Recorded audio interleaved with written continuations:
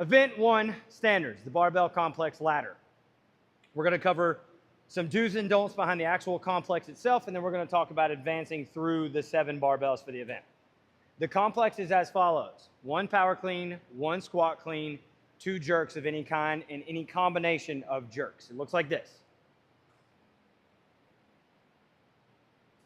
Power clean, squat clean, jerk, and then another jerk. All right? So that's the complex. That is a deemable, acceptable complex. What we cannot see in this complex, we cannot turn the squat clean into the first jerk into a cluster. It looks like this.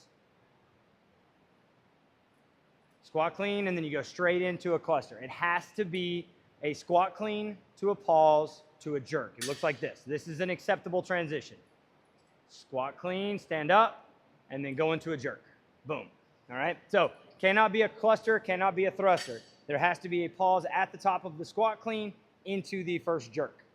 Now, the series of jerks, you can combine a push jerk to a split jerk, or 2 push jerks or 2 split jerks, whatever. You just have to make sure that your judge deems it acceptable both between the first jerk and the second jerk to get a completed rep. So for example, if Becca were to drive this first jerk up into the air, does not show control of the lift before she brings the bar back down, her judge can no rep her on that individual complex as well as the lift. All right, so you can have a chance to do it over again if your judge says, I do not see control of the lift. All right, so showing not having control of the jerk on the first one would look something like this. Bringing it down before you have locked your knees out. So a good jerk looks like this. Boom. All right, so set the barbell back down. If you are cycling the barbell, you do your power clean, your squat clean, and you do your first jerk, and it looks like Becca's faulty rep rendition here, your judge is going to give you a no rep for that individual portion. You will have the ability to redo the first jerk again. However, if you ignore them and move on, you're done there and you need to redo that entire complex. All right? So also between transitions, let's say Becca did it on her second rep. All right? Bring it up. Give me your first jerk and then a second faulty jerk. All right?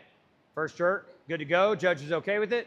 Second jerk, okay? She does not get a lift yet. The judge still needs to see a good rep.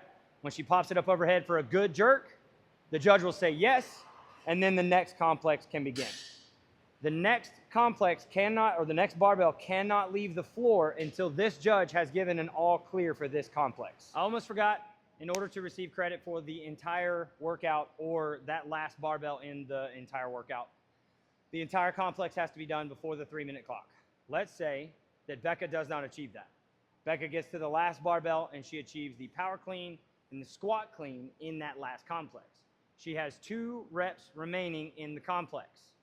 That means that her score is officially 3 minutes and 2 seconds. 1 second for every rep of the complex she did not have done.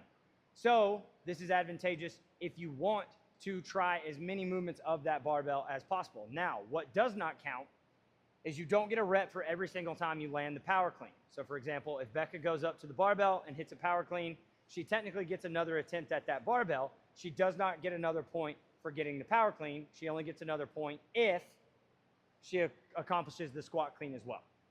All right, so whatever reps you have remaining in that final complex or however many barbells you have left, that's a multiple of 4, or it's however many reps you have past the cap.